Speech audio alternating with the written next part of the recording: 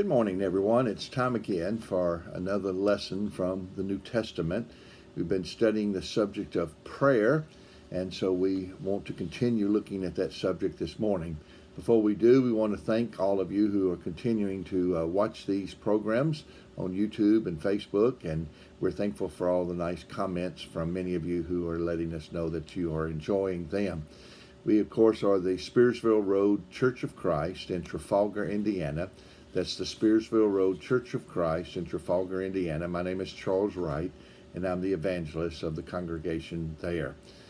If we can assist you in any way, you request our prayers or whatever that might be needed, let us know, and we'll be more than happy to see what we might be able to do as far you that we could be able to. We want to talk about this morning about the persistence of prayer.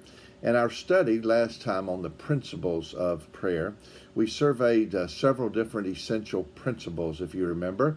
We talked about how we had to pray in faith, we had to pray with humility, we had to pray in harmony with the will of God, and we needed to pray with thanksgiving, and of course then pray in the name of Jesus.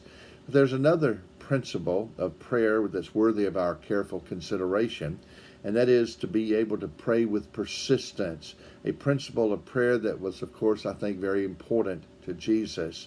It can be gleaned from the attention that was given to it within the Scriptures for us to understand the importance of the persistence of prayer. I invite you first to turn to Luke chapter 11. It's one of the first passages that we'll be looking at. Luke chapter 11. You'll notice and remember there in Luke chapter 11, this is the parable of the persistent friend. And it's told in connection with a request for teaching on prayer. As in verse 1, the disciples there said, "Lord, teach us to pray, even as John taught his disciples." And then, of course, you'll remember in verses 2 through 4, there is the prayer, the model prayer that many times is used as instruction that is providing us how to go about praying.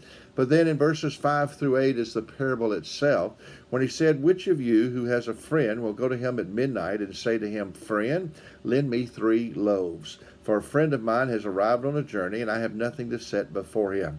And he will answer from within, 'Do not bother me. The door is now shut, and my children are with me in bed. I cannot get up and give you anything.'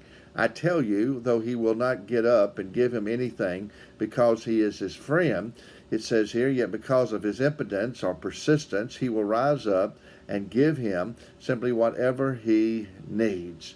And then this parable is followed in verses 9 and 10 with the instructions or the emphasis here when he says, "And I tell you, ask and it will be given to you. Seek and you will find. Knock and it will be opened to you. For everyone who asks receives, and the one who seeks finds, and to the one who knocks it will be open."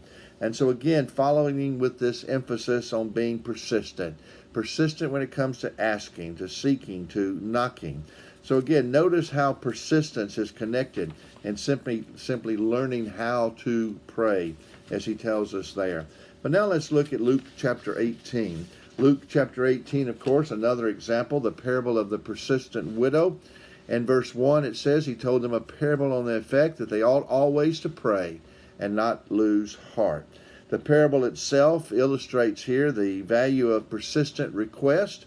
In verses 2 through 5, it says, he said, "In a certain city there was a judge who neither feared God nor respected man.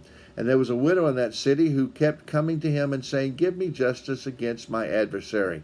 For a while he refused, but afterward he said to himself, 'Though I neither fear God nor respect man, yet because this widow keeps bothering me, I will give her justice so she will not beat me down by her continual coming,' as it was." And then in verses 6 through 8, adding here that God will certainly heed his chosen, who cry out to him as well, both day and night. He says there, "And the Lord said, Hear what the unrighteous judge says. Will not God give justice to the elect who cry to him day and night? Will he delay long over them? I tell you, he will give justice to them speedily. Nevertheless, when the Son of Man comes, will he find faith on this earth?" And so again, followed here is the concern on whether or not faith will be found. Faith will be found when he returns. And so again, notice how persistence, once again, is related to not only learning how to pray, but learning also having faith in the Lord and simply not losing heart, as he tells us here. But then there's many other passages in the New Testament, like Romans 12 and verse 12, where Paul says simply to continue steadfastly in prayer, where also Paul in Ephesians 6 and verse 18 says to pray always with all prayer and supplication in the Spirit, being watchful to the end with all perseverance and supplication for all the saints. Or Colossians 4 and verse 2, continuing steadfastly in prayer, being vigilant in it with thanksgiving. Or 1 Thessalonians 5 and verse 17, to pray without ceasing. And so notice again how often persistence is mentioned in exhortations to pray. And so persistence in prayer must be something that's very important if it is stressed so often. But yet we find even more than simply teaching on persistence, we also find examples of persistence within the New Testament. Jesus, you remember, in the Garden of Gethsemane, in Matthew chapter 26, when deeply distressed over his impending suffering, went multiple times to the Father and asking him if it was his will that he might remove this from him, this going to the cross and dying on the cross. But yet he knew that such was necessary. He knew that before the world was ever created, that God had this plan in order to save man.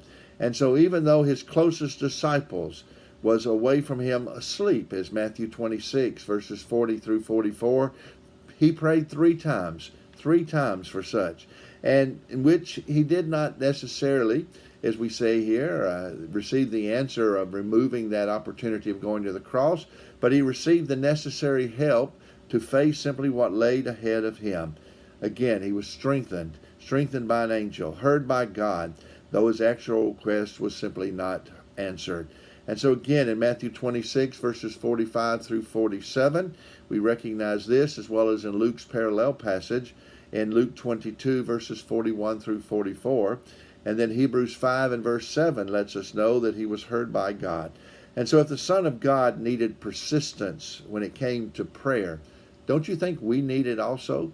And so we should be persistent when it comes to praying. But then let's talk a little bit about another example, the Apostle Paul. The Apostle Paul in 2 Corinthians chapter 11 and 12 talks there about the infirmity of persecution that was come upon him, how indeed he was fighting within and fears from without, and how all of these things were there, and that he was disgusted over the fact of the difficulties that was lying ahead of him. And so he prayed three times that this thorn in the flesh might be removed. There are two words in the New Testament for crucifixion. One is being crucified, as Jesus was on the cross, and the second one here is thorn. This is not a thorn in the sense of like a rosebush thorn. This is a thorn, a big boulder as it was, or a big beam as it might be, that simply is something that is greatly bothering you, that is simply affecting you. And again, it was not removed, this thorn in the flesh, but again, the Lord provided what he needed. He was given, as 2 Corinthians 12 verse 9 tells us, the sufficient grace and the strength of Christ simply to be able to endure such. In verse 10 it tells us now, it says that enabling him also to even take pleasure, as he took pleasure in the infirmities in which he was going in. And so again, if the apostle of Christ needed persistence in prayer, again, do we not also need such? Do we not need to pray as well for the persistence in this prayer and to be able to ask God for the things that we are in need of? But then there's many other examples of early Christians like the church in Jerusalem, who in Acts 2 and verse 42 it says that it continued steadfastly in prayer.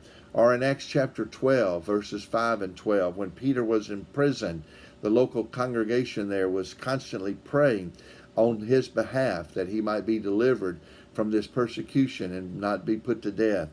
Epaphras in Colossians 4 and verse 12 labored fervently, as it was, in prayer for the brethren at Colossae. Widows were assumed to be devoted to prayer in 1 Timothy 5 and verse 5, like Anna was in Luke chapter 2, described there in verses 36 and 37. So again, if the early church needed persistence in prayer, don't we? And so think about these examples, the examples of Jesus in the Garden of Gethsemane, the example of Paul in the thorn in the flesh in 2 Corinthians 11 and 12, the examples of all of these prayers of the early Christians on the behalf of many people who were in need, who were suffering severe persecution, and that God was request of God to watch over them as it was. And so with these examples and with this teaching on the persistence in prayer, the importance of it cannot be overemphasized. Persistence in general, to simply keep praying. Persistence in particular, don't ask just once. Ask continually, over and over again, if necessary. But again, we need to notice a certain particular point about this, and that is that persistence does not ensure that God will simply answer in the way that we desire it. Jesus still had to drink that cup of suffering by going to the garden, by going to the cross as he prayed there in the Garden of Gethsemane. The Apostle Paul still had to bear his thorn in the flesh by enduring persecution for Jesus Christ. And so even though we are persistent, even though we constantly continue to ask and to continue to keep praying, that does not necessarily ensure that God answers the way in which we desire simply such to take place. But persistence in prayer is the key. It's the key to receiving, though, the answers that we need, the grace and the mercy to help us in our times of need, the strength to be able to endure whatever it must be that we have to face. And so it's through persistence in prayer, as Jesus said in Matthew 7, verses 7 and 8, that we ask and that we seek and that we knock until God provides the answer to our prayers, giving whatever he graciously determines that we really need. And so it's extremely important, persistence. But then it's also, as we said, important to understand that God will provide for us exactly what we are in need of. We hope again that these lessons on prayer have been helpful to you. We will continue these for the next couple of weeks, and then we're going to take up some other subjects as far as in lessons on Wednesday night, as well as also continuing lessons on Sunday morning. And so again, we hope that all is well with your family. We hope that all is well with your physical family as well as also your spiritual family. And so again, we as members of the body of Christ, of the Spiritual Road Church of Christ, are praying for you and praying for, of course, the country and the world as a whole, that indeed this virus may cease and that it may go away, and that as a result of such, God's will be done in this matter. So we bid you Godspeed.